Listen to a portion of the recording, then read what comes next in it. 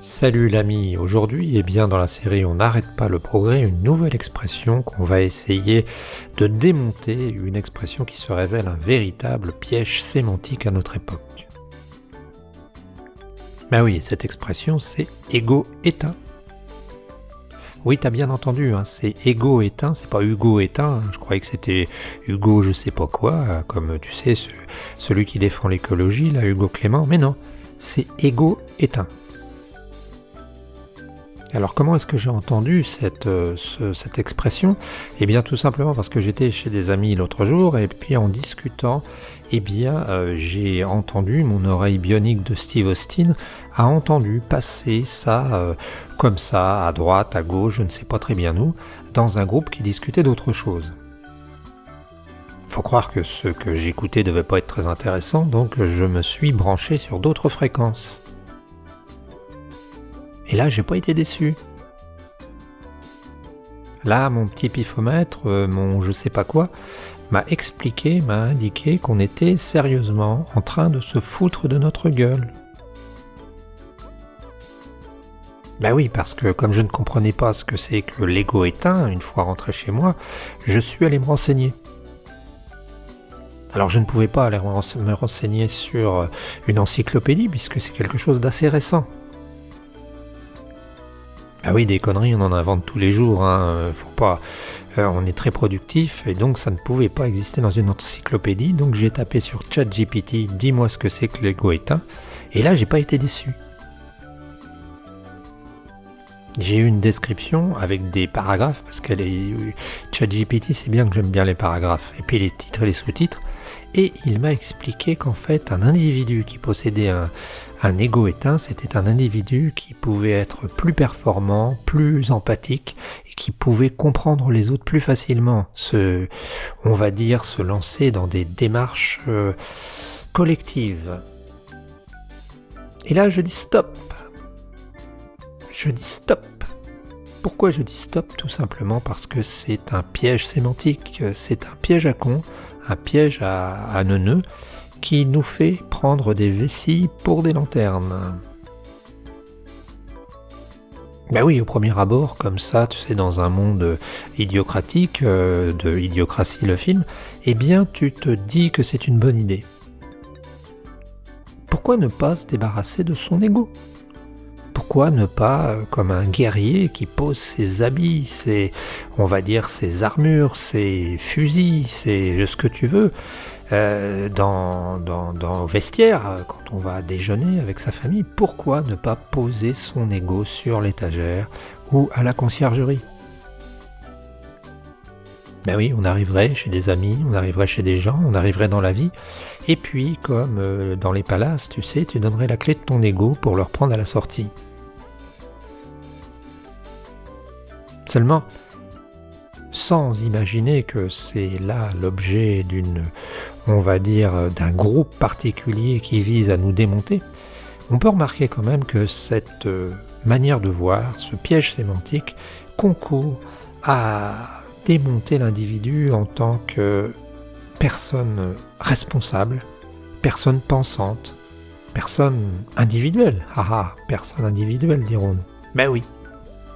Parce que à vouloir, à longueur de temps, nous vendre du collectif, à longueur de temps, nous vendre du groupe, eh bien, on finit par déstructurer complètement l'individu.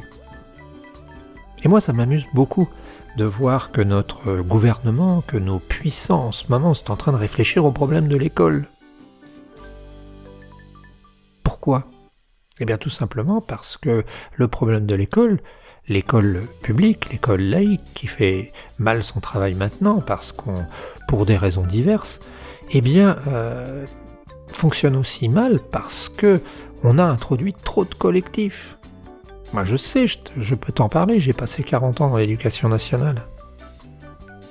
Il n'y avait pas une fois où on fasse pas une réunion.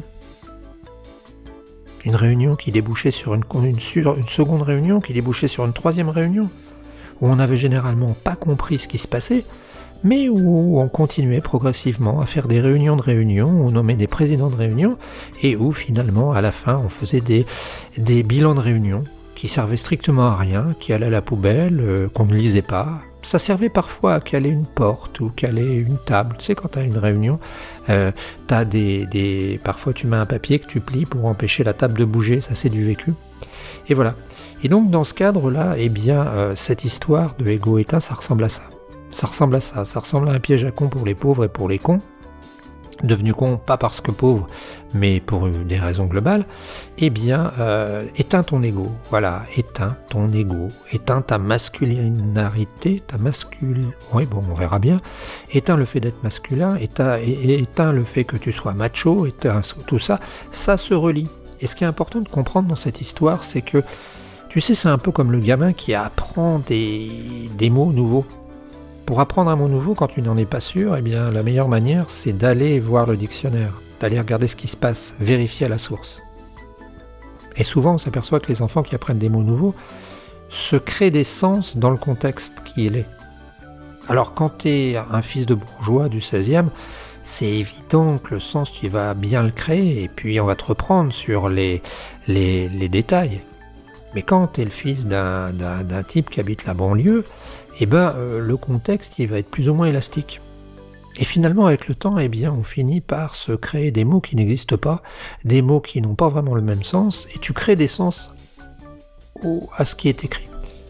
Et c'est ça qui est important, de comprendre, et c'est là qu'est le piège sémantique, c'est que quand on entend Ego éteint, on a l'impression que c'est une solution, parce que dans le cadre de discussion avec d'autres, eh bien, ah bah oui, celui qui va dire que l'ego éteint, c'est pas une solution, c'est une connerie. Et tu passes pour quelqu'un qui, si tu râles, eh bien, est réactionnaire, etc. Et bien, dans le cadre de cet ego éteint, c'est ce qui se passe exactement. C'est-à-dire que tu es forcé d'accepter l'idée que ego éteint égale positif. Et tout ça, ça vient souvent du problème de gens qui racontent n'importe quoi, qui n'ont aucune conscience. Et comme je le disais, la manière de réactualiser ça, eh bien, ça peut être d'avoir vécu. Déjà, parce que même si on dit oui, vous êtes un vieux con, bah non, parfois, non, quand même, on se laisse avoir, on se laisse pas avoir, on essaye de voir les pièges, on les subodore. Et puis la deuxième raison, c'est aussi en se référant aux sources, je te dis, en réfléchissant, en parlant à 2 ou 3. Tiens, bah, est-ce que tu penses que quelqu'un qui a l'ego éteint, c'est simplement quelqu'un de si positif que ça? Et là, on s'aperçoit que non.